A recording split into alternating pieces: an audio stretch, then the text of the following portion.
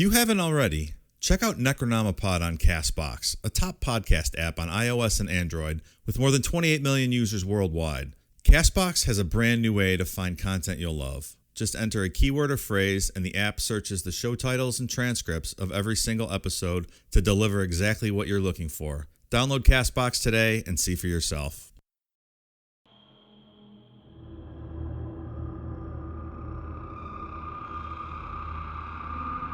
In part 3 of our look at Scientology, we'll complete our exploration into the life of L. Ron Hubbard. We'll follow Hubbard as he sets sail on the seas and talk about the ways he punished his followers for their wrongdoings. We'll also explore his theory on a certain alien, members taking orders from 13-year-olds, Scientology attacking its critics, and how they managed to infiltrate the federal government. If there's one thing this episode teaches us, it's that at least these morons aren't sexual predators. I'm Mike. I'm Ian. And I'm Dave. If you thought parts 1 and 2 of this sordid tale were off the rails, stick around. We're finally going to meet Xenu. This is Necronomipod. L. Ron Hubbard, the father of Scientology, claimed that humans are immortal spiritual beings composed of body, mind, and spirit. But he also claimed that 75 million years ago, an evil galactic ruler named Xenu killed billions of his people by sending them to Earth in space planes. You can understand why some people might feel this is, at best, pretty unconventional, and I guess at worst, just plain out there, right? I can understand that, certainly, Katie. That just has no basis in reality. This is one of those things that gets spread around, one of those old stories that gets run around. Wrote about that? No, not in those terms. Dave, do you know what coprophilia is? Coprophilia? Yeah. Is this something to do with fecal matter? It is an arousal to feces. Nice. I like how you guessed that right off Yeah, the bat. God, Not sure how I knew that, but man, I don't want to finish this conversation. I'm looking at the 46 sexual fetishes you've never heard of, except for Dave, who's heard of that. I should have practiced this first. Formicophilia. you like to bang on Formica tables? It's an arousal to insects. Like you like beetles in your twat or something I like that? guess so. That would be tough. Like, imagine being outside in the summertime and there's bugs flying around and shit. fucking just walking around with a hard on. Brought to you by Blue Chew. Mike's dream is to get a Blue Chew ad. It really, I want that ad. They've ignored us thus far. Yeah, we're gonna have to start tagging them in our posts. Gerontophilia. Like old people, that's what I was gerontology. Arousal to elderly. This one. I don't know how to fuck say this. Catophremptonophilia. I don't know how to say it. Whatever. It's arousal To sleeping people? to have sex in front of mirrors. Oh, that's not bad. It reminds me of American Psycho, Oh, and he likes watching himself in the mirror? where he's like pointing at himself. Yeah. Great movie. That's right. Yeah. Yeah. See, he probably was whatever that word is. What else you got? I can't pronounce any of these. Just do your homework. Partialism. Arousal to a body part other than the reproductive organs. And it says, for example, calves. Oh. So, yeah, that's weird. Like, that seems pretty common. I like Like calves. you could like a girl's legs, or like girls can like a guy's arms. Yeah. Or stomach. Yeah. It's There's pretty, that one. It's pretty common. Yeah, but how was that one no one's ever heard of? Yeah, that website's not accurate. Are you on a church website or something? Pygophilia, arousal to the buttocks. Yeah. Okay. If you're an ass man or an ass female. Urophilia, arousal to urine or urinating others. Golden on showers. others. Yeah, I was expecting something that's not on a regular porn website. That's not a category. Yeah, these are all voyeurism, Exactly. arousal to spying on others for sexual gratification. Sure. Peeping Toms. It's you looking in windows. What episode was He's that? like, is that illegal?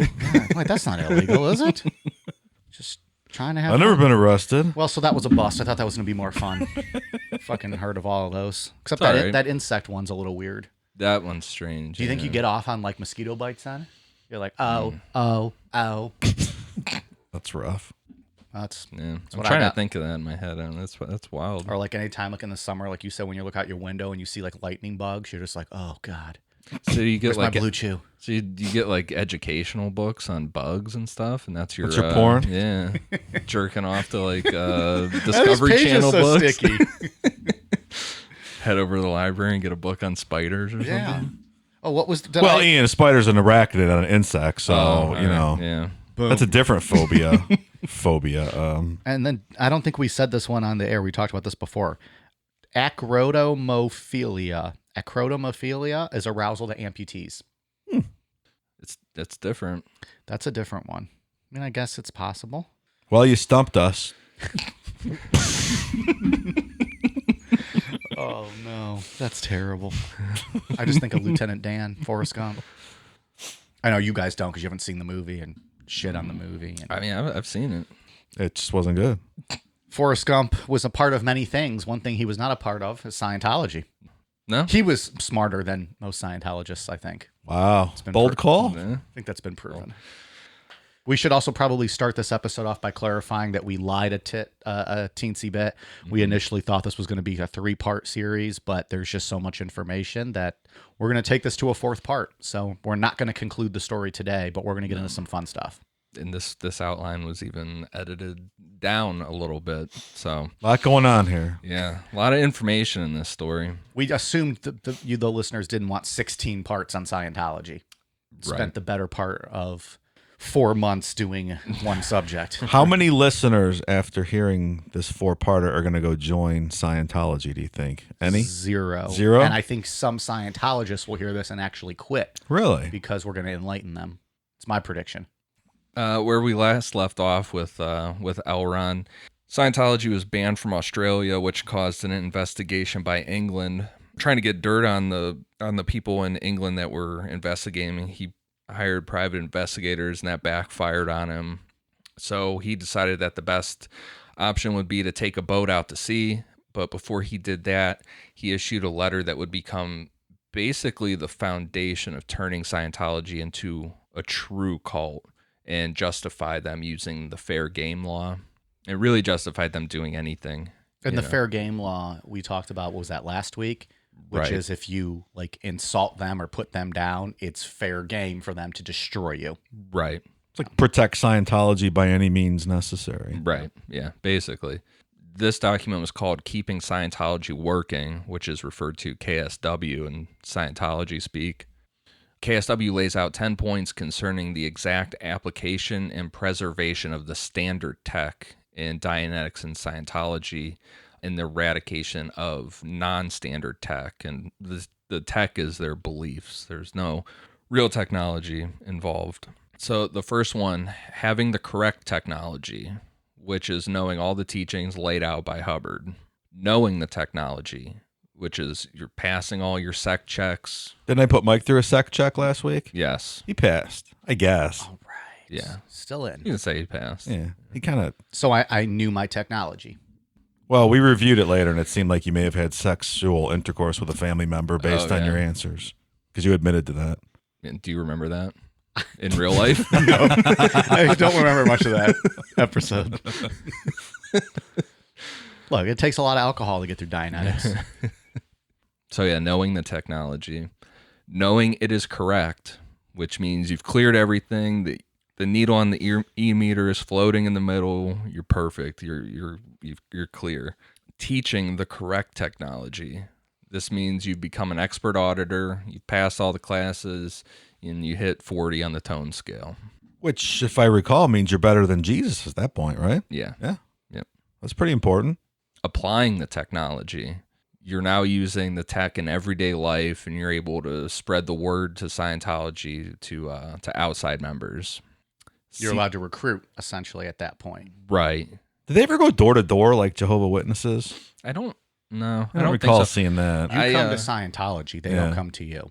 Well, I mean, I've seen things and heard some stuff like down in Clearwater where it's real big is they'll hand out flyers on On the beach and stuff, probably. yeah. And like when there's like tragedies or something, like I know some of the mass shootings and things, they've shown up with a tent and kind of They always disguise it underneath different things. It never just flat out says Scientology is here to do something. It's always, they'll disguise things as like a science fiction contest for writing to get younger people involved, and then you do it and you're like, oh wait, this is Scientology. This is This is the prize I wanted. Right. So yeah, applying the technology, you're spreading the word, seeing that the technology is correctly applied. This is about ratting out other Scientologists for having contacts with PTSs, which is a potential trouble source, or an SP, which is a suppressive person. That's what started to cause the downfall of Tom Cruise and Nicole Kidman, is because her dad was a big time psychologist over in Australia. And really? And they don't believe in psychology. Yeah. So she was labeled by the church as a PTS, as a potential trouble source. Interesting. And he chose the Scientology over her. Yeah, they treat him like a fucking god over there. It's pretty wild. Hammering out existence of incorrect technology. And this says that anything or anybody that isn't Scientology should be and can be destroyed. You mean like the Holocaust? That's like Holocaust language. Yeah, it gets dark at that. These last two, the one right before, and then this one is like, it's getting weird at that point. It's like, wait, what? Knocking out incorrect applications. This is going after people who try to teach Scientology outside of the church. They call this squirrel busting. I think we talked about it before. Maybe it got edited out. They have those hats, those squirrel buster hats and stuff. Yeah, because Hubbard called them, if you were doing that, you're a squirrel, if you're taking it outside. Closing the door on any possibility of incorrect technology. It's pretty repetitive. And then closing the door on incorrect applications. Again, it's pretty repetitive. Those last two are really repetitive. Hammering out the existence of incorrect technology is getting pretty dark at that point. That's over the line there. Yeah, that's saying that the fair game should be taken to any means necessary. And it's weird. It's like that thing with Tom Cruise that leaked the training video where he's wearing the black turtleneck and all that stuff. He's talking about like KSW and how everybody should, all Scientologists should apply this to their lives and follow through with KSW and what the world would be like if there's no SPs in the world and stuff. It's like, you're talking about destroying people that don't believe what you believe. Like, it's really pretty terroristic. It's a little strange, yeah. How does Tom Cruise get away with that in Hollywood? It's just, I don't understand why it's so prevalent, and it's weird pairing, I think. I mean, he's a good actor, but he's got some really strange fucking ideas. Yeah, I don't know. It's like the Matt Lauer interview where he got all pissed off with Matt Lauer about psychology and stuff. I remember that too, Yeah. Jumping on the couch. He was off the deep end there for a minute. No, the Oprah was jumping on the couch, wasn't it? Yeah, Oprah. Yeah, where he's jumping on the couch. Yeah, he's like grabbing her hands and shit and like pushing on her. He lost it for a fucking while. Weirdo. That's where he said, "Don't be glib, Matt. Let's not be glib, Matt." Okay, buddy. Sit down, tough guy. You're like 5'6". Yeah, he was not happy with Matt Lauer. He got heat with Australia and England with the fair game stuff, and KSW would make Germany kind of turn their heads and be like, "Wait, what?" Because there's a specific quote in there that says, "Quote, we'd rather have you dead than incapable." Talking about spreading KSW. So Germany's like, we're not doing this again. Get out. With this in place and setting up that members should no longer believe in anything but Scientology, Hubbard bought a couple boats and started the Sea Org. The Sea Org was and still is the elite members in Scientology, not the celebrities, but the high-ranking members. During the late 60s, early 70s, it was the only place you could go to learn directly from Hubbard. He called himself the Commodore and named the ship the Apollo and said he would be furthering his research while out at sea. Did he have a large library on these boats to do this research? No. Then people go, well, what are you doing research on? I don't think they question him. You don't do that in a cult. So this was like the first like cruise. Like Kiss does a cruise. Jericho does a cruise. Like they're like the first ever like Scientology cruise. That's right. We'll do a Necronama cruise at some point in the future. Dude, that would be awesome. Yeah, like 4 days or something, and we do like a live show each day. Yeah.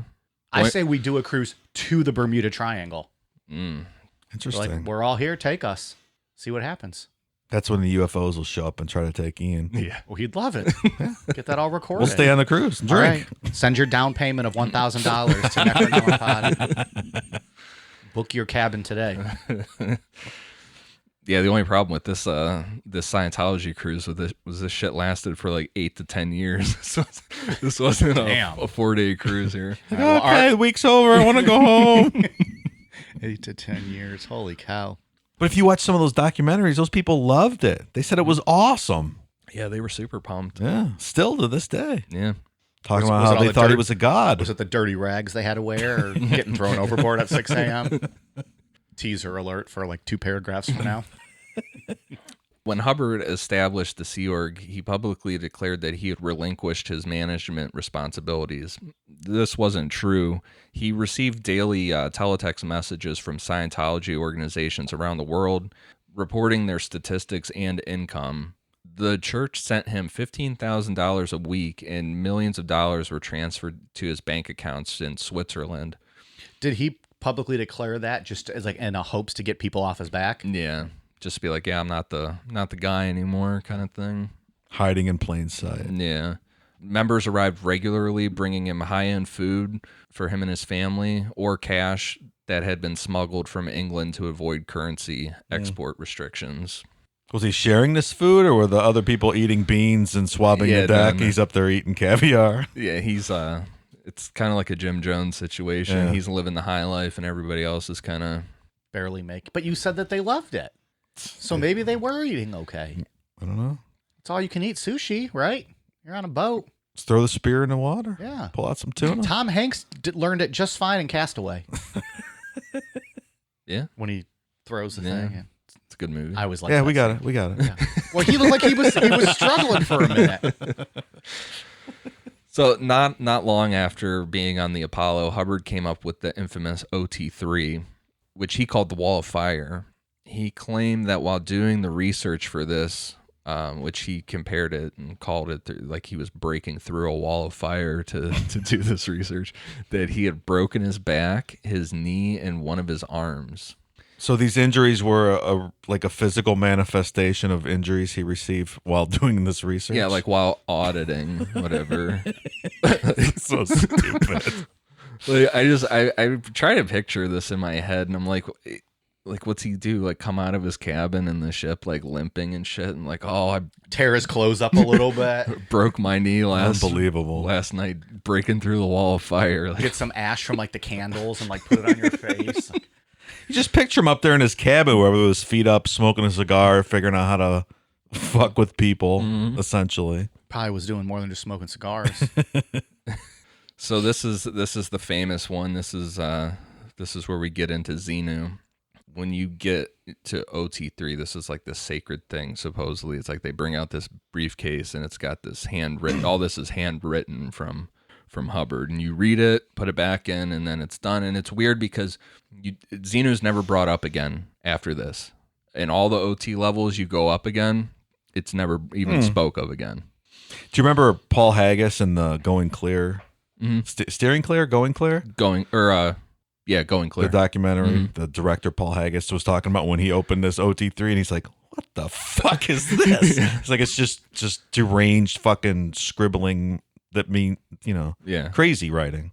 I think he talked about it when you get to this level, you're hundreds of thousands of dollars into this at this point. So it's like you read it, you're like, all right, and then can't really get my money back now. So I believe this, I guess now. Yeah. Well, and the other thing too is it's a really small percentage of people involved in Scientology that have even gotten to this point. So the majority of members are like, with the Xenu thing, they're like, well, we've never even read that before. So what the fuck are you talking about with the Xenu stuff? All right, let's talk some Xenu. Yep. Dave's been waiting for this for 3 weeks. The best part. And this crazy. is what they really shit on in South Park, right? Yeah. This where they flash to this. Where it's flashing. Really Yeah, right. So Xenu was the ruler of a galactic confederacy 75 million years ago, which consisted of 26 stars and 76 planets, including Earth, which at that time was known as Tegeac. You still with us, folks? It's already good. Keep up. The planets were overpopulated, containing an average population of 178 billion. That's like New York City now, right, Dave? That's some good research he did, though. They have that's a pretty specific number. Yeah. Average population. The Galactic Confederacy civilization was comparable to our own, with aliens, quote, walking around in clothes which looked very remarkably like clothes that they wear in this very minute, and using cars, trains, and boats looking exactly the same as those, quote, circa 1950, 1960s on Earth. So everything just looked the same, but were But it millions was- of it- years yeah. ago. 75 million years ago. Ridiculously unoriginal. I mean, how ridiculous? Xenu was about to be deposed from power, so he devised a plot to eliminate the excess population. With the assistance of psychiatrists, and this is where you get that whole psychiatrists are evil shit, he gathered billions of his citizens under the pretense of income tax and... Hold on. You can't even read it. It's so stupid. I like how there's these little little hints of like shit that he's pissed off about, like sprinkled in like Right. tax issues and shit. The evil IRS. It's gonna like drop something in here about there being too many handicap spots at Walmart. There should be less. But this is what Xenu was mad about 75 million years ago. So yeah, he was gonna gather everybody up under this guise of income tax inspections, then paralyzed them and froze them in a mixture of alcohol and glycol to capture their souls. Is that like they did to Han Solo? Froze him in the... Yeah, Nobody watches Star Wars, Dave. What is that, from like the 70s? Well, yeah. the kidnapped populace was loaded into spacecrafts for transport to the site of extermination, the planet of Tegeac, which is Earth. So they brought everybody here. That's like how we kind of shipped all the prisoners to Australia. He's shipping them all to Earth. Similar. So yeah. we're kind of a penal... We're a penal a flat dumping Earth. We're a ground. flat Earth of penalists. What do they drink in Australia, Dave? Is it Foster's? Australian beer. It's beer. Beer. It's like a new thing every episode now. Anyways. So these spacecrafts were kind of interesting how he described them. He described them as being look like Douglas DC-8s, which are pretty standard planes that we have. Yeah, back in the 50s and 60s, huh? That's weird. But the only difference being, quote, the DC-8 had fans and propellers on it, and the space plane didn't. So they had to do interplanetary travel. See, yeah. So they look just like the DC-8s. Interesting. But they're different, though. They're Right, different. just a little different. When they had reached Tegeac, the paralyzed citizens were offloaded and placed around the bases of volcanoes across the planet. Hydrogen bombs were then lowered into the volcanoes and detonated simultaneously, killing all but few of the aliens. How do a few survive that? Maybe they dug a tunnel underground. And they were supposed to be frozen, but that's neither here nor there. Yeah. Also, how did they survive being frozen? Ah. I have questions. They didn't. Here, I'm gonna explain that to you. See? I've got questions. He's got answers. The now disembodied victim souls, so they're dead and their souls are out, which Hubbard called thetans. I was just going to say, aren't those Thetans? Yeah, we touched on them in the last week. part. That was one of the few things that somewhat made sense in Dianetics. So OT1 gets you into the realm of thetans, and this is explaining to you where these thetans came from. This is the origin story. Right. And then the Thetans, well, go ahead. You can Yeah. do your thing. And The victim souls were thetans, were blown into the air by this hydrogen bomb blast. They were captured by Xenu's forces using a, quote, electronic ribbon and sucked into, quote, vacuum zones around the world. Are you with us? Are you with us, folks? around the world being Tegeac, Which is Earth. that they just blew up with hydrogen bombs. They blew up the volcanoes. Okay. Earth is here. We're Obviously, hanging out here. we're here still. Okay. It all makes sense. The hundreds of billions of captured thetans were taken to a type of cinema where they were forced to watch a, quote, 3D supercolossal motion picture for 36 days.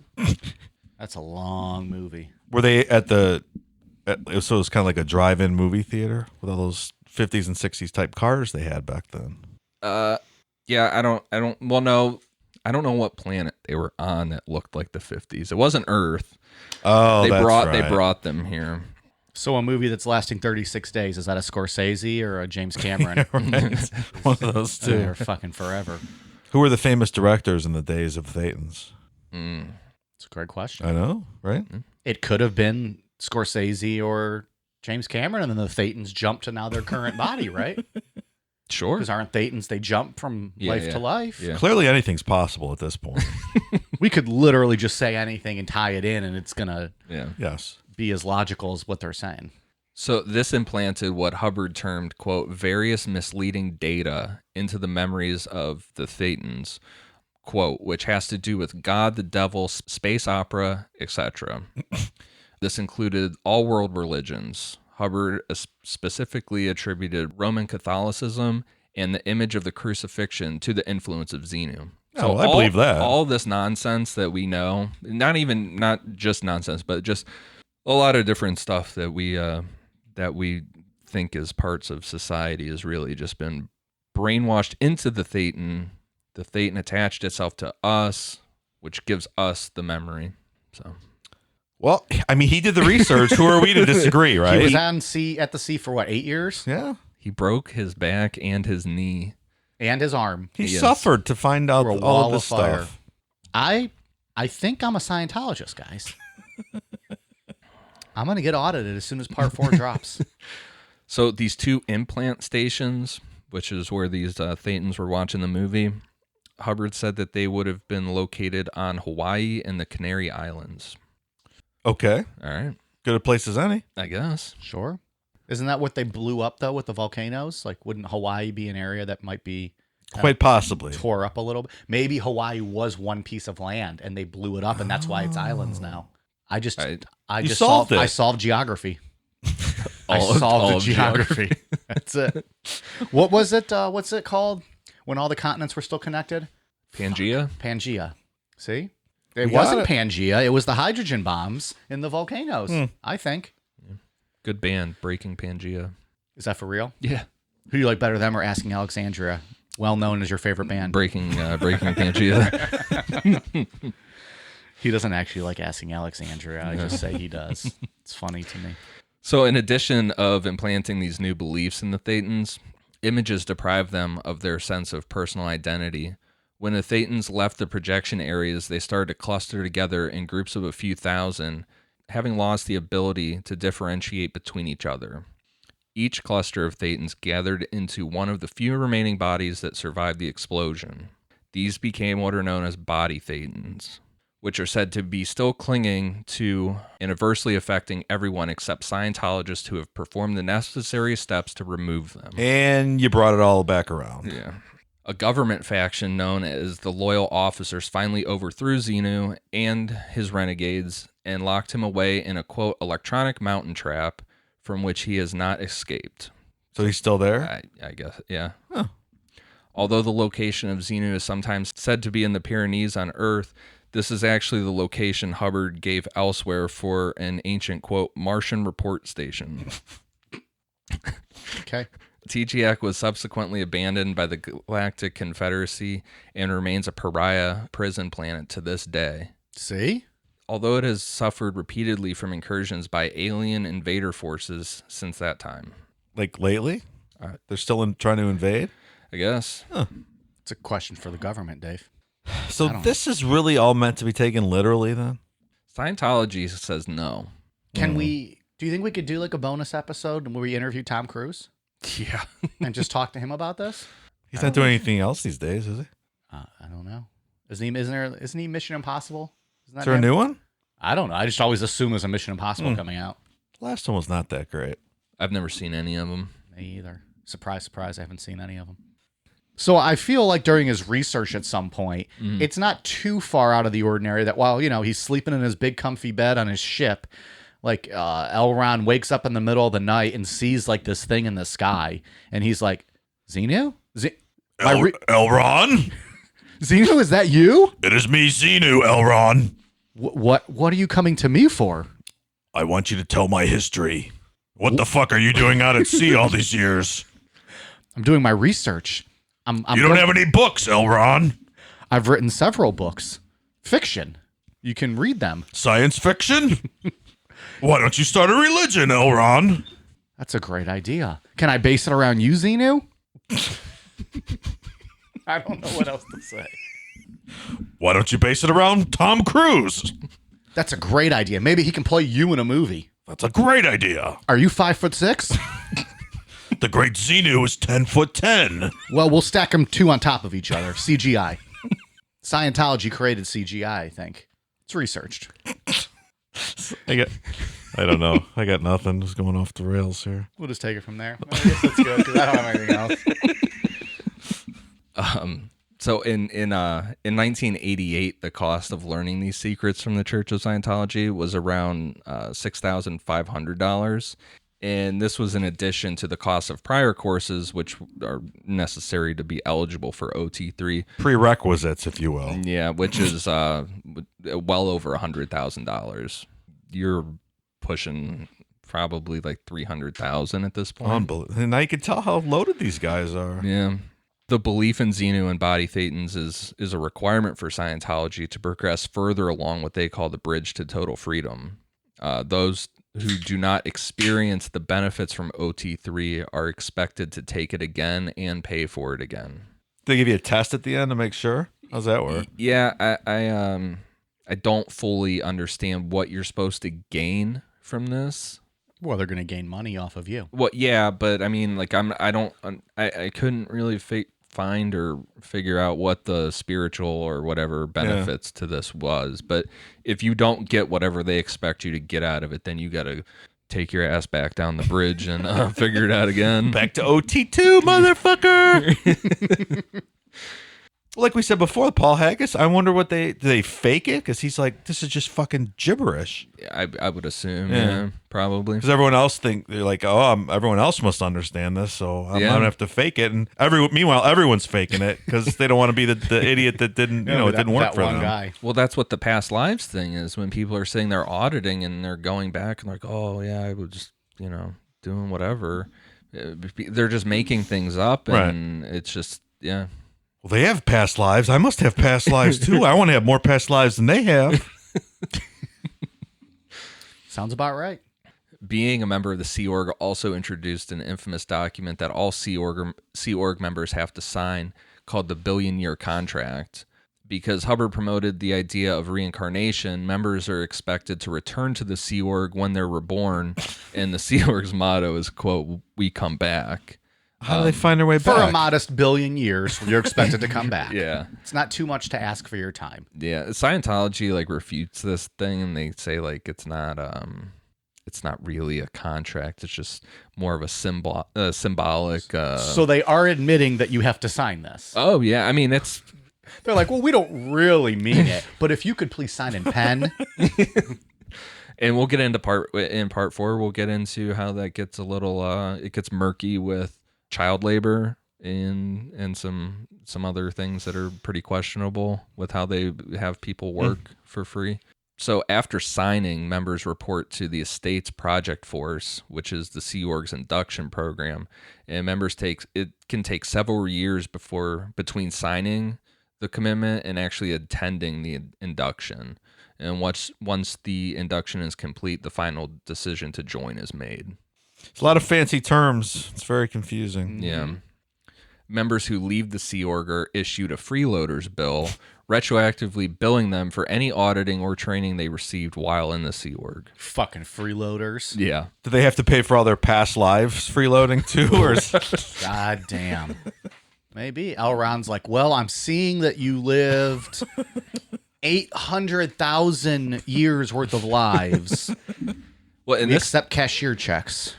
This whole freeloader thing still goes on to this day. I mean, that's a current thing with them. And The billion-year contract is not legally binding. Oh, it's not? No. You don't say. So, do we know how many people are in the Sea Org? Because didn't we talk about, about 50,000 members of Scientology right now? actually, it's lower than that. I was reading on the line that it's estimated between 20,000 and 30,000 at this point. And Sea Org is the top echelon. Yeah, you're probably talking a couple thousand people, if that. I didn't even think that much. If that. It's a big-ass cruise ship. Well, then nowadays it's not a cruise. It's, Right, yeah. yeah. Back then, it wasn't that many people. Yeah. Really. I would say it'll probably die out soon, but, Mormonism's still here. That's just as wacky. I think when there's that much money, I don't think it's going to go anywhere. Yeah. They own science, so they're living forever. Tom Cruise gets better with age, or looks better with He's age. aging backwards. Yeah. Benjamin Button. Spoiler or surprise, I've not seen that movie. I haven't either. Oh, it's great. Is it it's Brad Pitt? awesome. Yeah. Yeah. I would see it. It looked okay. I like that movie a lot. Because it wasn't, the billion-year contract is obviously not real, not legally can be enforced. They just tell you you're not allowed back in Scientology unless you pay the bill and perform more ethics courses to get yourself back. Okay. Yeah. I wonder how much they value that experience at. Probably a Like lot. $300,000 or something, right? Aside from doing his research and teaching new courses, L. Ron said he was starting the Hubbard Geological Survey Expedition, which was going back to the idea of him doing these fake explorations that he used to do. What this really turned into was Hubbard would sail port to port around the world looking for gold that he had hidden in his past lives. Of course he did. That looks like a spot I might have hid something. Children, dig. He would draw up maps for members to search when they docked the ship, but I mean, spoiler alert, there was never any gold found. Seriously? Never? Not one time? Somebody finds a quarter. They're like, this is it. This is it. He would also gather Sea Org members at night to tell them stories about his past lives. One of his stories was that he was a race car driver millions of years ago in a time that looked like the Xenu story where it looked like 1950, but they had space travel. So stupid. He was called the Green Dragon and set a speed record before being killed in an accident. Then he came back to life after that as the Red Devil, beat that previous record, and then died again in an accident. He's not a very good race car driver, is he? He set the speed record. Come on. He keeps dying. Unrelated accidents. Well, of course, they're two separate lives. Then he came back again as the Blue Streak. I almost just spit my beer out. Beat the record for a third time. And then died in an accident. This is the most ridiculous thing. I think we need to have a bonus episode where we all just talk about our past life experiences. Oh, that'd be good. And then in the life after the Blue Streak, he realized that he was just doing the same thing over and over again. So he stopped the whole race car driving thing and then just went about whatever was going on. He realized in that all of his past lives he had been a race car driver? I guess. And didn't learn from the fact that he died multiple times from race car driving and maybe I should do something else? Unrelated to race car driving. The accidents were just those were in street cars. Motherfucker can drive 300 miles an hour, but then, he makes a illegal turn and gets T-boned and dies on Main Street. Well, Mike, it was 1950, so there was no seatbelts yet, right? It's true. And, with those cars going 5 miles an hour. The ones you have to crank the back to get started. It's not the 1915, dude. What are you talking about? I don't know. Oh, that's true. The first one was like the 50s. Yeah. I'm thinking he's cranking these. I'm thinking he's cranking something. I do like that he can control the respawning of your past life, though, and alter it because you want to change direction. That's pretty cool. I applaud the flexibility. Yeah. These adventures for gold in these stories were considered good times in the Sea Org, but they were pretty slim. That's mainly based on the fact that they didn't know how to sail a ship of that size. Was he the actual captain? Was he steering the ship himself? Yeah, so that's the weird thing about this is this is all based around his so-called Navy career that we know is an absolute failure. Where he was artillerying an empty island that Mexico owned. right. Yeah. But in a sub-Hunter, which is fairly small compared to a 3,000 or 300,000 ton ship. So no one knew what the hell they were doing. This is like Shinrikyo when they buy the helicopter. And then what the fuck they're doing. Like, we'll figure it out. The thing How about hard can it be? the thing about Shinrikyo that's a little different is they could never really get it off the ground. This is super fucking unsafe because they're out in the middle of the water. Shinrikyo available in the archives. So he would he was the captain for, whenever, but there'd be times where he would do auditing and he'd just come out and be like, you know what? He would just talk to somebody and be like, you know what? I was auditing and I saw in a past life that you did this and that. So now you're the captain. And people would be like, I don't know what the fuck I'm doing. This is wild. Learn by doing. Get on up there. Maybe we'll find this out later, but where did all these stories come from? Were people keeping journals that they published later? Where are we getting all this information? Yeah, and there's people that defected that were part of it, and then later on were just defected. I know there's a woman in Going Clear that was part of the Sea Org that was there for all the gold hunts and shit. Yeah. But so at this time too, like any good cult leader, he had a steady stream of amphetamines, which were keeping him going. Like any good cult leader. Which made him super unpredictable. And like we said in Jonestown, if you're a paranoid asshole, the heavy amphetamine abuse is gonna make that go through the roof and make you worse. So now we start getting into the punishments that Hubbard would issue out. Initially, if someone messed up, they would have to tie a dirty gray rag around their arm, and they weren't allowed to bathe until Hubbard said so. So what a weird fucking punishment. They got stinky ass people on your boat. Yeah, that's punishing everybody. Yeah.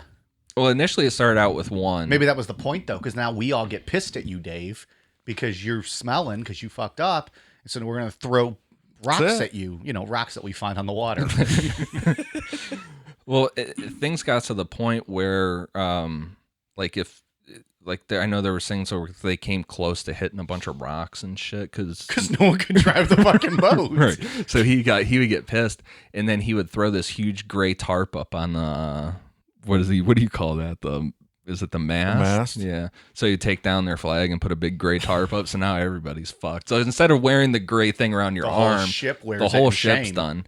So no one was allowed to bathe or clean the ship. Now you were done. Sounds like a fantastic idea and way to punish people. People are like, God damn it, I'm here for 1 billion years. That contract, man, I just can't get out of it. It got me. I think it was in part one we talked about that they kind of had a mascot like Mr. Muggs. Whoa. Nobody is like Mr. Muggs. Well, I mean, they had a mascot. An animal was a part of this boat. And that's where the similarities end.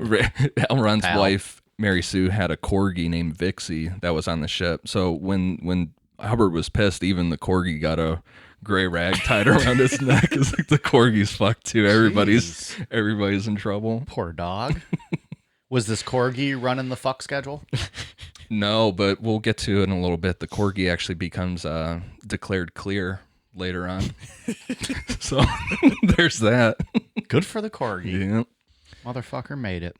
So accidents continued to happen around the ship, and then we go from this not bathing things to where members would be locked in closets for who knows how long and only being given food in a bucket, or they would be sent to the bottom of the ship to chip paint for 24 to 48 hours without a break. So, I mean, it's not great. Chip paint. Yeah, I mean, it's not great. It's not Shinrikyo level punishment where we're killing people and, but yeah. It could be worse, I guess. Yeah. But the most ridiculous punishment that he came up with was that they would just throw people overboard if you pissed them off. Which is just outrageous. Walk the plank, motherfucker. Get out. Ronnie's not happy. People got back on the boat and no one drowned that we know of. But I mean, we know.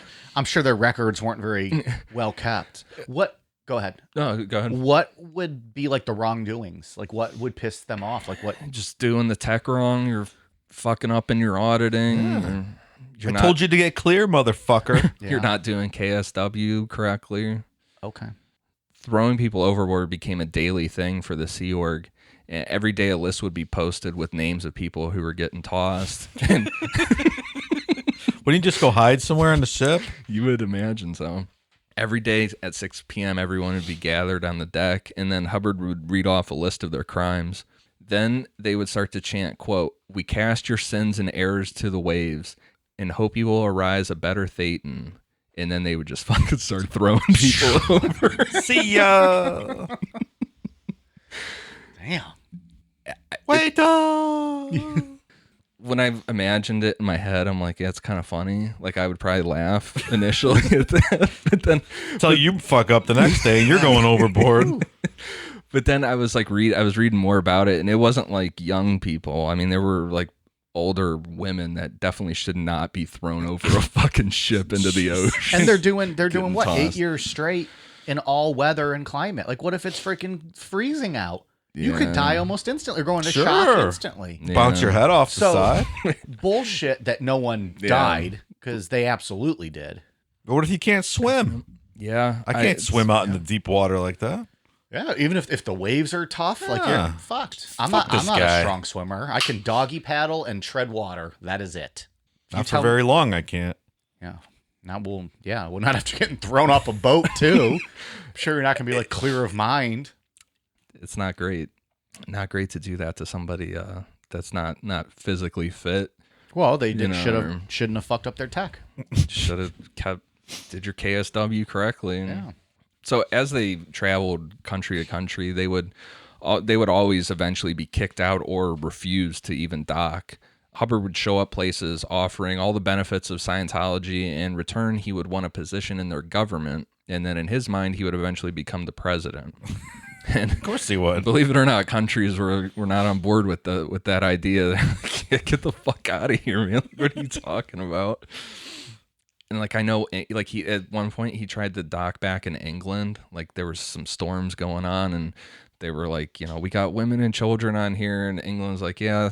See you later. We'd rather see you fucking die. Get out of here. You're not docking. No, yeah, we're not going for that. Bye.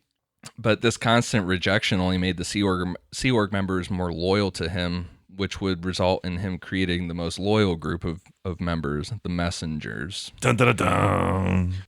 The Messengers started out as a group of girls aged 11 to 13 years old who were in charge of delivering commands to members of the Sea Org. So people brought their whole families on board this thing? They had their daughters that were 11 years old? Yeah, and especially nowadays, they'll like just let their kids go and be like by themselves on the to be part of the Sea Org. And I was listening, I can't remember what I was listening to about it, but it was like the family dynamic is not valued in Scientology because you've lived all these past lives. You have Thetans attached to you that had their own past lives, and it's like the whole dynamic isn't, it's like, say your dad or something, you're like, well, I fucking lived this past life where I did all this shit, and so I don't really have to listen to you. That's how I got it. It's really confusing. You don't say. Yeah, but they let their kids, they do let their kids just go. And before we go any further with this whole 11 to 13-year-old girl thing, there's never been any allegations of sexual abuse going on from people who even from people who defected. So we're literally in part 3 of this Scientology deep dive, and we finally have our first check in the pro column. There you go. There was Hubbard was not doing diddling anything. any kids or any weird shit like that. Yeah, that we know of. Everybody, even like I said, even people that have defected said no. So see, Scientology's all right, in my book. I'm not saying that all of Scientology's clear. I don't know about that, but Hubbard at least was nothing against him. He wasn't doing anything. And also too, there was things said that he wasn't having sex with Mary Sue either during this time. He wasn't having sex. No, I think he was impotent. Mangy mutt didn't put a sex schedule together. He didn't know who he was supposed to be fucking. I think he was impotent from the all the amphetamine abuse. If only he had Blue Chew. Blue Chew available now. Damn it, we need that sponsorship. It wasn't long before these girls were given full authority to act like Hubbard himself, and they were brutal. He created a group of monsters with these girls. They would like, as if teenage girls weren't monsters enough. it was said like they like started to like take over his even like his tone of voice and shit. Like they sounded just like him, like little mini versions of him screaming at people. Can you imagine, like, you're on this boat, like, you're minding your own business. This 13-year-old girl just comes up and starts belittling you and, like, yelling at you. You can't do shit about it. Yeah, you pick her up and throw over the fucking boat. Then your ass is getting thrown over the boat. I'd probably just throw her and be like, see ya. I know where I'm going, so I'm just going to jump to. Maybe if I can give her an elbow drop on the way down. I mean, that's what this was basically, is you're a grown man or a grown woman, and you're going to get told off by this 13-year-old girl, and you're not going to do shit about it because she's the messengers are number one. These girls became the only people that he truly trusted. Interestingly, he got this idea from Hitler, because with young people you could mold them however you wanted. So that was like the Hitler. Always probably best to go to Hitler when looking for guidance on how to do things. Right. Jesus, he had Holocaust talk earlier. Yeah. Yep. Right. Yeah, and these girls were with him at all times. There were stories about like that he would have one walking next to him with an ashtray, because he was like a 2-pack a day smoker, and they would just walk by him with an ashtray and he would ash in it. They did everything for him. Can you imagine you finally, like, you make it to be like the messenger? You're in like this untouchable group and you're on a fucking ashtray duty. Like, you don't get to go yell at people. You have to stand there and hold this fucking ashtray. They probably loved it. Everybody else is living like shit and chipping paint in 24 hours. I'd rather be ashing or holding his ashtray. I guess so. Yeah. Are you allowed to switch hands at least? Because I feel like my arm would get real tired. Yeah, maybe. Maybe he was just like only his right side though he'd ash with, and you got to stand there like fucking this the whole time. Your left arm's numb. Yeah, maybe. I don't know. It's just me. I'm a thinker then. Because he had this close relationship with these girls and all this authority he was given, it caused issues with his biological family. And we really didn't get into his other kids because I didn't want to get too overbearing with some of this shit. But with Mary Sue, he had 4 kids. He had a son named Quentin, 2 daughters, Diana and Suzette, and then another son, Arthur. Nibs. No, this is not like the older son was Nibs. Right.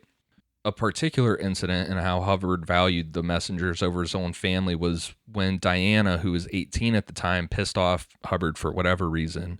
He went and told one of the messengers to go yell at her, but this time he told this girl, like, on top of yelling at her, spit in her face. Damn. Just imagine it. This 13-year-old girl that your dad values more than you just busts into your room, spits in your face, and then is yelling at you in your dad's tone of voice. Just screaming at you. And you can't do a damn thing. Nope. Or else your fucking ass is getting tossed off to the side of the ship. It's crazy. It's a very strange dynamic. Yeah, the messengers is it's a weird, and we'll see what it by the end of this we'll see what it turns into, but it's a weird how there's multiple things throughout this whole story, even in part 2, where that millionaire guy saved Dianetics from going under. Mm-hmm. There's certain things that happen here that if they didn't, then it would probably have fizzled out. We'll see with the messengers how that kind of plays in again. So in 1972, word reached Hubbard that while they were docked in Morocco, that France was planning to extradite him on charges of fraud. Fraud? This guy? This would be the end of his Sea Org adventures for the time being, and he went into hiding in Queens, New York. Hubbard got an apartment with one of his assistants and did nothing for the first couple weeks but watch TV and just take all this stuff in that he missed out on, because they had been out at sea where, like I said, this whole thing lasted for like 8 to 10 years. That is wild. Yeah, so he had no idea of anything that was going on in the world. But he has all these millions, no? Why is he sitting in a little apartment in Queens? Hiding. Well, he was hiding out from the government, and he also stayed inside most of the time because he really stood out at this time. He had a super weird, long red hair and was balding in the top, and he really resembled Bozo the Clown. And every time he tried to leave his apartment, he was met outside with a group of kids that would just harass him and make fun of him the whole time until he went back inside. A lot of kid bullies in this episode today. Hey, Bozo! What's with the Dianetics? They're like 45-year-old mafia men. It sounded like these kids would just hang out outside and wait for him. As soon as he came out, they'd just start fucking with him. Can we do it high pitch? Funny. Hey, Buzzo, what's the matter with you? Can't you come out and see us? Face us like a man. Yeah. Come on out, we're giving you the business. I don't know. What do they say back then? Give them the business.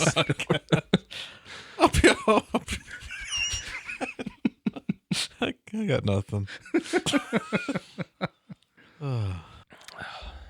Hey, Xenu! Get back in the house.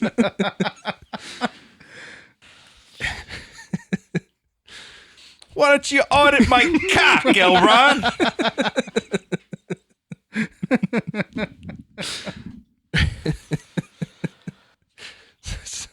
So after, Gotta love kids. They're so sweet. They say the darndest things. I could think of myself in that age range of like 5th grade to 7th grade. That would have been phenomenal to have an adult person to fuck with like that. That would be like afraid of you and run away, to just sit outside and God. fuck with somebody. That's awful. Fuck this guy, though. He's an asshole. He deserved it. That's true. Yeah, I don't know why we're being sympathetic. Yeah, he deserves it. I think it's hilarious. Fuck him. Ugly ass motherfucker. So How after, about I throw you overboard, Elron? I'll see if you like it. That Travolta's here.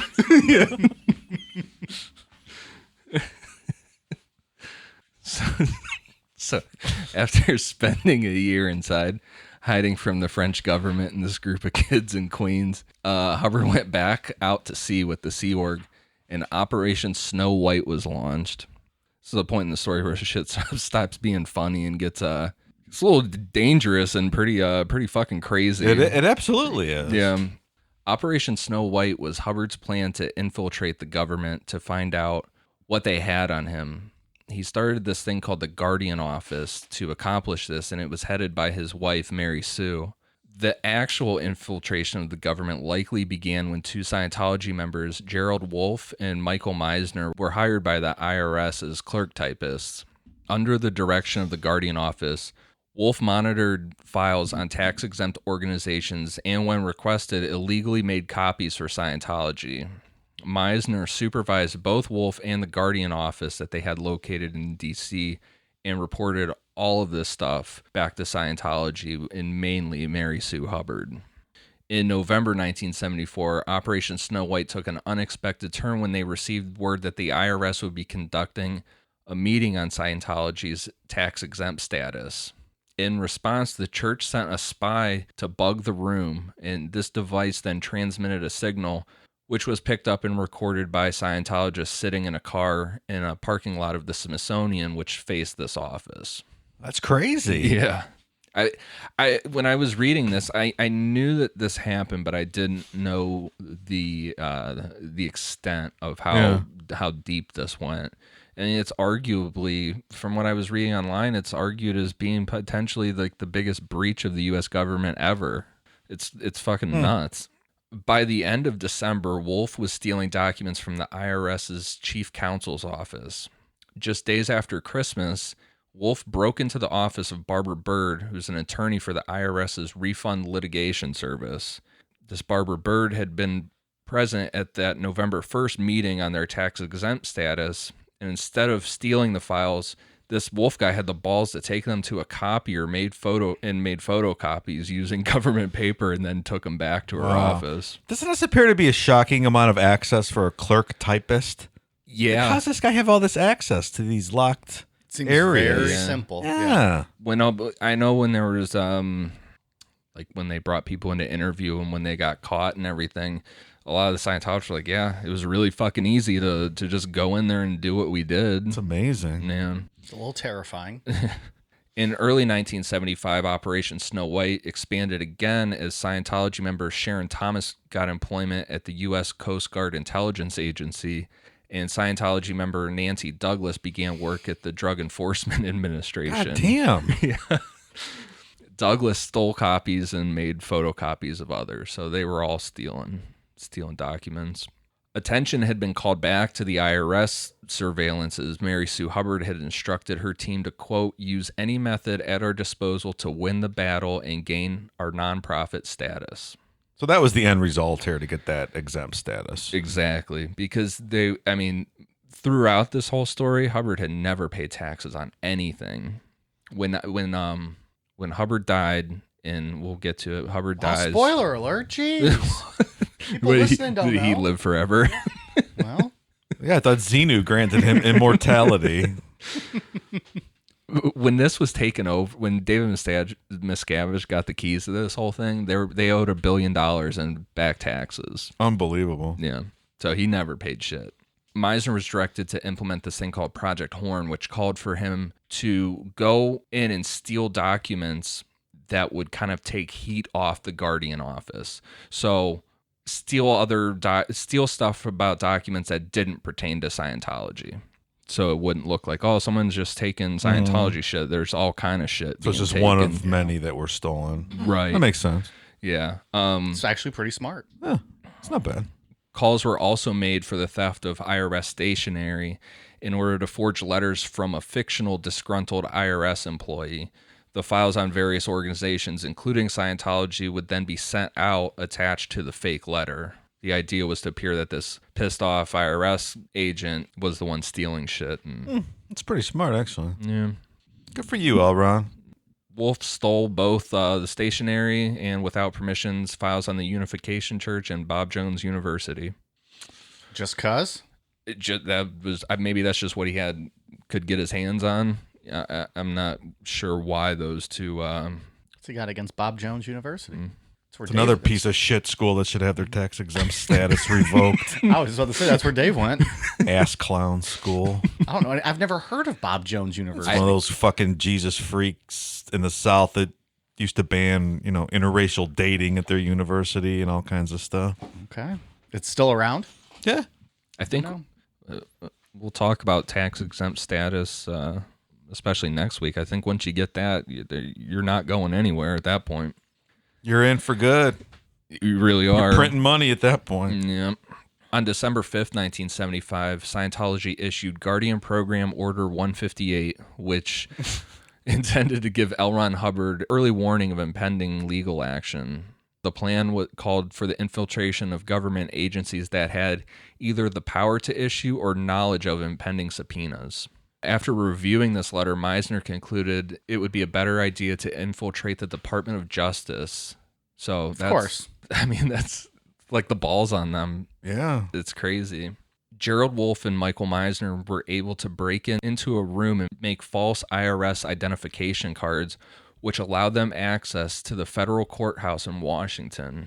Wolfe and Meisner then used these cards to gain access to restricted areas and steal more documents. God damn, that's crazy. Yeah. In May, Wolfe broke into the United States courthouse and stole keys to the office of Assistant United States Attorney Nathan Dodell. Wolfe then took these keys to have them duplicated and returned them unnoticed. 3 weeks later, Wolfe and Meisner broke into Dodell's office, stealing documents and, as usual, forwarding them to the Guardian headquarters in Los Angeles. Using these fake ID cards, Wolfe and Meisner continued stealing and copying documents until they started to raise suspicion from a night librarian at the United States courthouse. She reported her suspicions to the FBI, and she was told by them, if these guys ever come back, give us a call. Yeah. All this infiltration, and it's a fucking librarian who's like, yeah, Right. something's not right. Somebody's on the ball finally. Yeah. Thank you, librarian. Meisner and Wolfe entered the United States courthouse on June 11th around 7 p.m. in the evening. They signed in like they had done all the other times they went there and headed toward the library. The librarian recognized them immediately and stopped them. And Meisner was prepared for this and showed a letter from the head librarian, which was obviously forged on on the letterhead. Wolfe and Meisner continued to the back of the library where they exited into the hallway outside Dodell's office, and they saw and the two saw cleaning ladies were still working. So they had to wait. Yeah. So they're waiting for these cleaning ladies to get out of the office, and the night librarian called the FBI, which immediately sent two agents over. After roughly 20 minutes of questioning, the FBI agents allowed them to leave. Meisner then called the Guardian office to inform them the news that they were getting questioned, and they were told to immediately fly back to L.A. On December 6, 1979, some 5 years after Operation Snow White began, it officially came to an end. 5 years they were infiltrating Yeah. all of this. That's a crazy story. I glossed over a lot because that whole story is like an episode in itself. Yeah. It's huge. And I mean, when we cut out a lot of different offices they broke into, and, you know, they get raided in 77 by the FBI, and it was like 30,000 plus documents the FBI got from them. While Operation Snow White was taking place, Scientology also had another operation going on against a journalist named Paulette Cooper. And this is where we see how dangerous the fair game shit can be. She was an early critic of the church and published the book The Scandal of Scientology in 1971. And she's the most famous case of fair game being used. So what was her affiliation? Was she an ex-member or? She said an ex-boyfriend of hers, I believe it was an ex-boyfriend, she found out had gotten involved in Scientology and was talking about in past lives that he actually found out that he was Jesus or something real wild. Okay. It's not that out of the ordinary. So she started digging into it. And, So she had like a winner. Like, that's a good one. It's a hot ticket item. A past life, you were Jesus. oh, her You boyfriend. could have been a fucking race car driver who died 3 times driving a race car. Or a unrelated incident, as I've been told, from his little crankmobile. Crankmobile. That was my nickname in college. I was always in my room with my lotion. Called me, there's old Crankmobile over there. This was before I was Sir Laycock. And the Pussy Whisperer. Oh, and the pussy was. Because once you can whisper to the pussy, you don't need to be in your room alone anymore. There is no need to be cranking anything anymore. I get it. When you can lay cock and whisper at pussies. You do not need that. You do need Blue Chew, however. When you're going that many times a day, of course. Of course. Check them out at Blue Chew on Instagram. I don't think it is, actually. It's like, it's something, they have like a weird handle. You're just going to force them to give us a... I almost started following them. I didn't. I'm going to start tagging them in all of our posts. Make them acknowledge us. We're giving them so much free exposure here. We're going to make you love us, Blue Chew. Yeah. We're going to make your dicks hard, Blue Chew. Give us some money. We'll talk about you. I'll fucking take one on air. We'll talk about it. I would do that. We'll just see what comes up. Anyways, Blue Chew. So when Scientology heard about Paulette Cooper's book coming out, they tried to stop the publication any way possible. They used their legal abilities to threaten her publisher with lawsuits. While she was visiting Scotland for a travel story, dozens of strangers staked out her hotel. Some followed her, photographed her, and even started calling or leaving her harassing phone calls.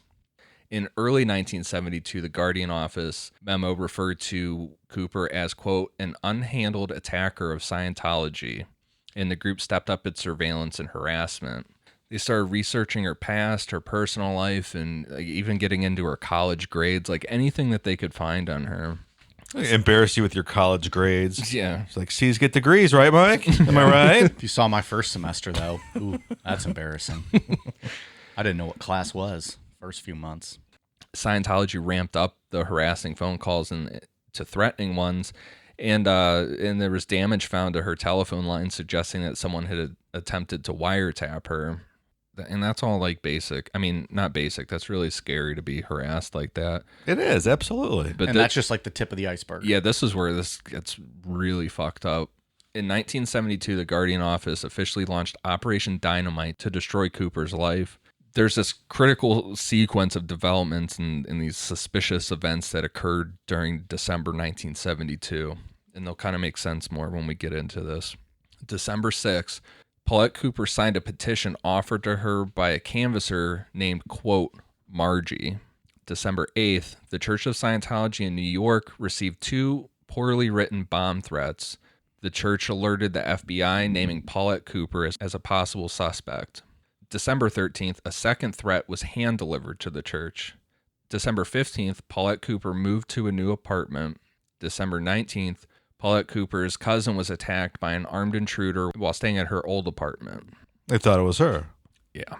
February 1973, anonymous flyers started to appear all over Paulette's new apartment building, accusing her of all kind of weird sexual stuff, including pedophilia. Maybe even stuff we talked about at the beginning of the show. Getting Possibly. turned on by insects and amputees and parts of the body not made for reproductive reasonings. Scandalous. Like elbows and shoulders and whatnot. You know, the things people are typically into. Yeah. Knuckles. I'm a big fan of knuckles. Like knuckles? I love To crack knuckles? love a good set of knuckles. Nothing makes me want to blue chew more than a good set of knuckles. I do crack my knuckles a lot, actually. So It's not a fetishy thing. It's just, Would you like to crack other people's knuckles? oh, You like to stick to your own? now you make me hot. Hey, girl, I'll crack your knuckles. That worked in college. They called me Old Knuckle Cracker. Old Knuckle Cracker Mike. All right, please stop. Let's go on. Paulette suspected her ex-boyfriend had been the one who provided the church with certain details that were mentioned in the letter, and there were some details in it that hinted at that first bomb threat. Soon after, she received a federal grand jury subpoena and learned that she was a prime suspect in the bomb threats. Wow, that is crazy. Yeah. At the hearing, the prosecutor revealed that her fingerprint was found on the second bomb threat letter. Both letters were linked to Cooper's typewriter. Now, this is interesting because remember old Nibs? Yeah. Of course. So he forget a guy named Nibs. He bounced back and forth. Like we said, he thought he was going to get that financial gain from being L. Ron's son, didn't get it, and then it sounded like he was like always trying to get back and forth, like trying to get in his dad's good graces and then not. Okay. For a time that he was not involved, he started talking to Paulette Cooper, and then once he figured out that she was like a big time enemy. It was like, oh, I can get back in and get her. And he's how it's suspected. It's not proven, but it's suspected that he's how they got access to her typewriter specifically. No kidding. Yeah. On May 17th, 1973, Paulette was indicted in connection with the threats. While she awaited trial, she depended heavily on several close friends, two of whom turned out to be agents of the church in Scientology. Quote unquote, Paula had been introduced to her by quote unquote Margie, who is that canvasser from December that got her to sign the that petition. Right. So they had some people befriend her and become close friends. Very close friends. Damn. Yep. This is what I was like, I mean. That's a process too. You don't become close friends with someone overnight. No. Like, that takes time. Putting a lot of work in years. there. Yeah. This is what I mean. This is what the fair game thing is. It's at any means necessary, and it's. I can't wait till they start fair gaming us because of these episodes. Well, the internet has kind of squashed that a little bit, and I think it's certain people that are have a lot of people that are powerful or that they see as powerful that they go after, like the guy that wrote the Going Clear book and the Going Clear documentary. Like they try to legally go after HBO a lot. And, you know, this kind of stuff is kind of. I don't think it really happens too much anymore. Maybe to like high profile people that defect or something. But Sure. So these two people befriended her, this Paula and Margie. Paula just completely disappeared out of her life soon after Paulette discovered a photo of a woman who resembled her in Scientology's Freedom magazine. So she's looking through magazines and sees this woman, and they're like, "Oh, wait a second." Oh, shit. Yeah. Quote unquote, Jerry often stayed in her apartment and would eventually move in with her for several months, during which he reported everything to the Guardian office. So this guy, I'm not sure if he was like a boyfriend or just like a really close friend that talked his way into moving in with her, but the whole time he was a Scientology person. They got their hooks in all over the place here. Yep. In one memo, he noted that if Paulette became depressed enough to commit suicide, quote, wouldn't this be a great thing for Scientology? These are some terrible people. On several occasions, he tried to talk her into standing with him on a dangerous ledge of her 33rd floor apartment. Because that's a great idea ever, even if it is with your actual friend. Jesus. Jerry disappeared after Paulette found his name in a Scientology publication and confronted him about it. So he just vanished. Later, former Scientology operatives would identify him as a man using the alias Don Alverzo, was the church's most senior spy at the time, and was also a big player in Operation Snow White, which we had a little bit about him in there, but we had to kind of gloss over it for the sake of this episode. Yeah, right. Getting a little intense, but he was a big player in that too. So that's what I mean. It's like this is all going on at the same time. So that guy's living with her, trying to talk her into going up on buildings and shit, and then he's rolling over to do Operation Snow White stuff. It's crazy. Well, he could have just pushed her off the ledge and, gone back inside and say she jumped. There wouldn't be any proof to the contrary. Right. Yeah. Meanwhile, they just continued this smear campaign. In March, a smear letter was sent to her parents. Similar letters addressed to her boyfriend, which also threatened his career, and those would eventually destroy their relationship. She never went to trial for this stuff. She made a deal with the U.S. Attorney's Office in which she admitted no guilt. On September 16th, 1975, the U.S. Attorney's Office formally threw out the case. She avoided trial, but she still feared that the indictment becoming public would damage her career. She failed a polygraph test early on. But as we know from past episodes, those can't really be held up in the court of law, and they're bullshit. Right. Because, they could back then, though, couldn't they? Yeah. But hear more about that in Travis Walton, Fire in the Sky, available in the archives. But she passed the truth serum test shortly before the indictment was dropped. What's the truth that? serum test? They give you truth serum? So it's sodium pentothal. Yeah. Yeah, and then they question you while you're under it, because at that time... Can we do a bonus episode where one of us takes that? I don't know how you would get your hands on sodium pentothal. I got connections. All right, no. Yeah. That would be wild. That'd be a fun show. I know dentists used it because, that mythical Michael Jackson episode, the truth serum comes up. I don't remember that being in it. Yeah, the first I kid. also was 117 pages of notes that we read. Yeah, so that first kid. For that Michael Jackson episode someday will be released. Yep. Can't wait. I don't think anyone has ever told us no on wanting to hear that. So it's just this guy over here doesn't want Oh, I don't care. I'll do it. Whatever. Harassment of Cooper continued into 1974. Her father's office received copies of pages from the diary she kept as a teenager and still had in her possession, which is super fucking creepy. How'd they get those? Or the guy that was living there, I'm sure, right? I didn't even think of that. Fuck. Yeah. In early 1975, the Guardian's office agents broke into the office of Cooper's college psychiatrist and stole her records. Later that year, Cooper began receiving copies of her medical records in the mail from anonymous senders. This is just off the That's chart fucked up. nuts. That's like just psychological fucking Torture, yeah. Yeah, I mean, exactly. it's literally what the fair game law says, destroy this person. In 1976, Hubbard and the Guardian office were frustrated by their failure to silence her because she kept going. She was like, fuck this, Good kept for speaking her. out about him. Yeah. They developed a new campaign to discredit her named Operation Freakout.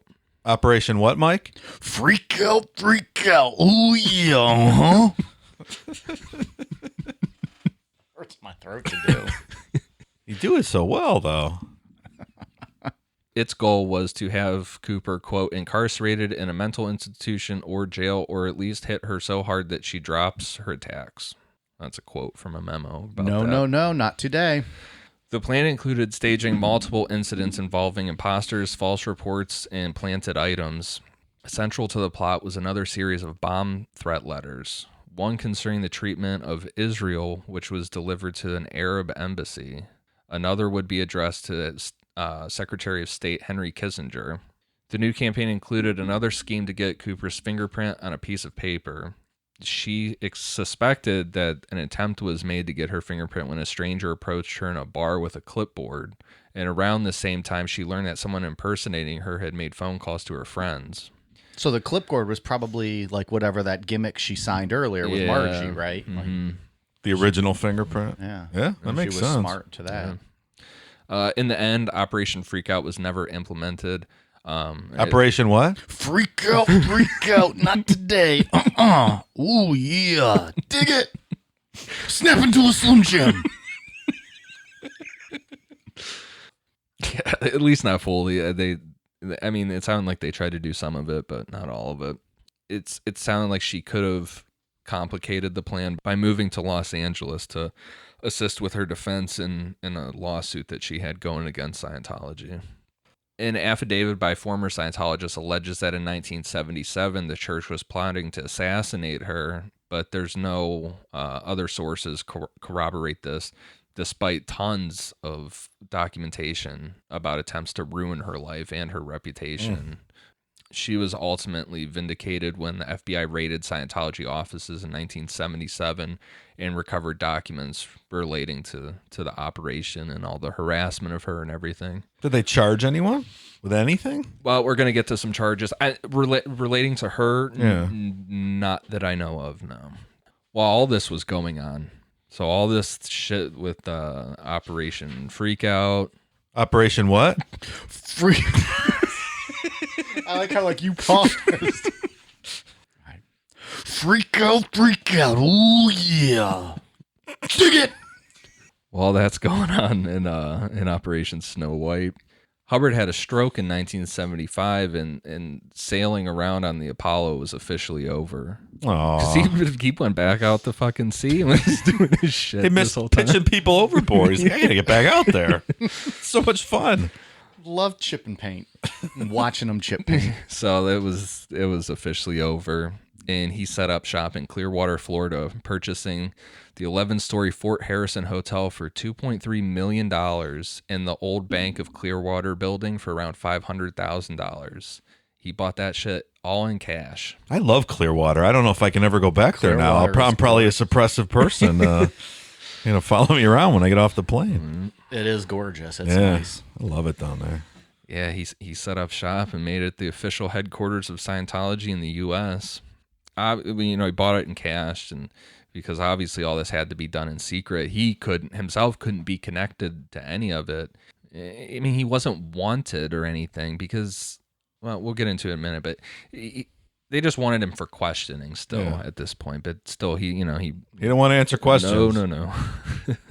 But soon the secret got out that he was back in the U.S. because while he was getting fit for a new suit, the tailor mentioned that he was a big science fiction fan, and Hubbard just couldn't help himself and told the tailor who he was. He's probably like gritting his mouth, trying to keep it shut, and all. That's me. I'm El Ronnie. I wrote Buckskin Brigades. Well, when a guy's got his hands that close to your junk, I feel like you're often feeling the need to be honest and truthful with someone like that. Okay. He's fucking measuring your taint and whatever to make everything fit properly. So the tailor was a big fan of Hubbard too. He's like, oh shit, So he went back to his wife to tell her. Then she told her friends, and soon reporters were at Hubbard's door, like asking him questions. So once again, he fled to La Quinta, California, to a grapefruit farm where he started filming movies. Okay. What kind of movies was he filming? A lot of nonsense. One of them, with all that extra money, what are you gonna do? Yeah. One of them I know involved the bombing of a FBI office. So maybe back to that that's magic. real smart. Maybe back to that magic, trying to will something into existence. Motherfucker. But there, he had a certain young messenger member working as his cameraman named David Miscavige. Get used to that name, folks. You're going to hear it a lot the next week or two. Yeah, it's like a dun dun dun moment. Dun dun dun. Hubbard took a liking to Miscavige and appointed him to the head of the messengers. On October 26, 1979, 5 of the Scientologists involved in Operation Snow White were sentenced to 4 years in jail, with 4 of the convicted taken immediately. Mary Sue Hubbard was sentenced to 5 years, and the next day, 4 remaining Scientologists were sentenced. And that was dopey, sleepy, and happy, right?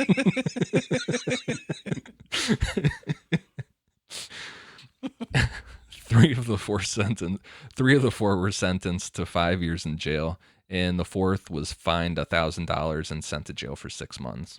I think all these assholes belong in jail for a long time. Yeah, so it's only $1,000 fine and 6 months, or in jail for 6 months. That last one, that's Easy. I don't know what their role in it was Sure. specifically. I know, like in the like the investigation and the court documents, Hubbard was named as an unindicted conspirator. Yeah. For this. Which They- means he fuck was does that involved, mean? unindicted co-conspirator. He's involved, but they don't have enough to Right. personally indict him. Like they, Meanwhile, he's making movies about FBI buildings getting blown up. they knew damn well that he was behind this whole thing, but his name was never on anything. It was all linked back to Mary Sue. So what can you do? Yeah. Put my wife in prison. Sorry. Yeah, and he's out there making movies this whole time. Oh, he didn't show up to court for her sentencing? Oh, fuck no. He never saw her again after this shit. That was it. I'm starting to think L. Ron Hubbard's not a very nice person or a good individual. Why would you say such a thing? Wow. It's a twist in this plot. Like the messengers, there would be like letters would come out there, like updates on the case, like, hey, Mary Sue's facing, because she was facing 17 years in jail and it got knocked down to 5, but it'd be like, hey, your wife Mary Sue's facing 17 years in jail and shit, and the messengers would just cut that part out of the letter or just throw it the fuck away so he didn't even see it. Yeah, because they say he needed to be kept on his lines or whatever the fuck that means. Don't throw off his e-meter. Yeah, exactly. Guy's fucking clear. You can't go giving him bad news. Yeah. Soon after, a court ruled that documents related to the case could be released to the public, and the media ran wild with it. Feeling the heat from the media and facing a possible indictment for the harassment campaign against Paulette Cooper, Hubbard would flee one last time. He disappeared with 2 of his most trusted messengers, Patton and Broker. For the first few years of the 1980s, Hubbard and the brokers lived on the move, going from the Pacific Northwest in an RV and living for a while in apartments in Newport Beach and Los Angeles. Hubbard used this time in hiding to write his first new works of science fiction for nearly 30 years, Battlefield Earth and Mission Earth. A great movie with Travolta. Yeah. No, it's not. It's terrible. The cover Surprise, surprise, I haven't seen it. The cover of the movie is fucking Oh, ridiculous. it's so bad. Over the next 6 years, the messengers were led by David Miscavige, who would run Scientology, supposedly getting orders from Hubbard and being the only ones who knew his true whereabouts. The last words anyone would hear from Hubbard came on January 19th, 1986, where he announced that he was promoting himself to the rank of admiral. Well, shit, why not, right? I guess. He's been a Commodore for long enough. Yeah. He's gained the necessary Get out experience. there. Come on. And the brokers to loyal officers. 5 days later, on January 24th, 1986, Hubbard supposedly died from another stroke. Why do you say supposedly? Is there any question about what actually happened to him? Yeah, I mean, there's nothing confirmed. I mean, he's out on the run, and then all of a sudden, 6 days later, after he announced himself to be admiral, he's dead. Yeah, it's a little Admiral driving around in the RV in the Pacific Northwest. There's some questions about it out there. Shortly after, David Miscavige gathered 1,800 Scientologists to the Hollywood Palladium and told them that Hubbard had finished his earthly research. And in order to continue his levels of OT, Hubbard had to discard his body and move on to the next level. Oh, yeah. A few months later, Miscavige declared that the written promotions of the brokers was a fraud, and with help of fellow messengers, he purged any high-ranking Scientologists in his way and took over complete control of the church. And that's where we'll pick up on part 4. We'll land Crazy. Final part 4. We'll land this fucking thing with David Miscavige, all the high-profile defectors. If you can't tell, Ian is over this research. Oh, man. How does that all work, though? How do you take over a church? Like, I'd be curious how all that worked behind the scenes, like how the real estate holdings and all that was titled and That's what I'm how he actually did that. So, I'm going to try to get into that next week. that's it. That's interesting. Oh, that's a hell of a teaser. How you can take over a church like that and all their holdings and everything. Yeah. Yeah, we're going to deep dive into that next week and wherever else this fucking thing takes me. No doubt. I'm doing it. It's been a little bit of a journey. It's not boring though. It's just such a strange story. It's really interesting. This part was really fun, I thought. Yeah, last week was a little tough with all the nonsense tone scale and all that fucking ridiculous shit. But this week was mostly truthful stuff like Xenu and all that kind of stuff. Yeah. the blue streak, the green dragon, and the red dragon or something. If you're a famous race car driver, who did Dale Earnhardt come back as after his crash? I think he was Dale Earnhardt. Oh, that makes sense. He was, and again, crashed and died. This guy needs to find something fucking else to do with his life. Come on, man. You'd think maybe he was Evel Knievel. He died. Maybe he was doing all of his stunts. Whoever he wants to be. Yeah, that's what it sounds like. Okay. I think I was Jim Morrison. You might have been. Yeah. Bonus episode. Tune in, though, to hear that story about my life as Jim Morrison. That's not a college nickname. You really were Jim Morrison. No, yeah, that's not a joke. Yeah. I was really Jim Morrison in a past life. And I came back as, podcast star Mike. Oh, man. That's great. Ian, you got anything else for part 3 of Scientology? No, I'm trying to think if I... Oh, you know what? Just real quick. I said that the Corgi became clear. Yeah. Yeah, Vixie. Elron's son, Quentin, it's like a whole sidebar with him, but he ended up committing suicide, and it just made a real mood around there. Just really While they were on the ship? Afterwards, when they were off for a period of time, the Corgis then, for whatever reason, the Corgi was then declared as clear. So anytime the Corgi barked at somebody, it was like there's something wrong with that person. The thing was wrong. Boy. So people would come over to their house and the Corgi would bark, and people would legit freak out. Like, what? I'm not doing anything. Please don't throw me overboard. They were afraid they were gonna have to go audit again or something. Wow. Because the Corgi was now clear. SP alert. SP alert. Exactly. Whoop, whoop. That's all I got. Fucking Corgi. That was a good tidbit. Yeah. Dave, you got anything else to put a bow on this one? No, this is out of control. All right, for Patreon, a quick clear up from a mistake I read last week. Maybe it was 2 weeks ago.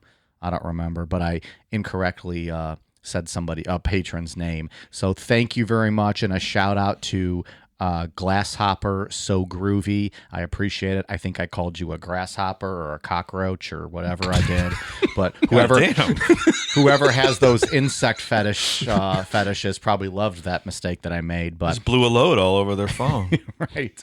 Anyways, no, she's a good listener. She's in the Discord. She's really cool. So apologies and a shout out to Glasshopper So Groovy.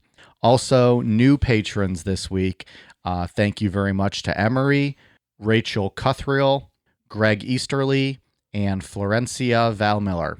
We appreciate it. Thank you so much. If you guys are interested in becoming patrons, we are at patreon.com/necronomipod.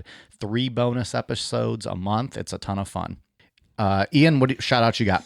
For iTunes, I have nothing tonight. We've gotten a bunch of reviews again, but nothing written. I don't know if it's their things it's taken a long time to upload again or what, but if it uploads, we'll get to you. And then we've had a bunch on Castbox, a bunch of comments. What the hell was that one comment on Castbox? It called one of us out. Or raking somebody. It was either Dave or me. Probably me.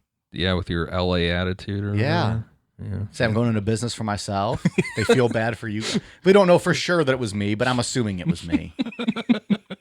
Going to business for myself and don't care about you guys, and the listener feels bad for you. I get I get it. Yeah. As long as you listen. Pain in the ass. Whatever. Pain in the ass putting up with me. But yeah, we've had a lot of good ones on there. It's been cool. Downloads are on the rise. Good. Yeah, pretty good. So I appreciate everybody that's been listening, and thank you very much. Very cool. Dave, anything? Any shout outs? Just a shout out to our friends that Closed the Hatch. They sent us some merch, great shirts. So thanks, guys. Yeah, appreciate it. Thank you. They're on Spotify. It's a really good tune. So look them up. Close the Hatch on Spotify. Good stuff. All right, appreciate it. We are on the socials at Necronomipod, Twitter, Facebook, Instagram. I think you can find us on YouTube there as well. So thanks for all the support. We appreciate it. All right, you guys ready for a cool down beer? Cheers.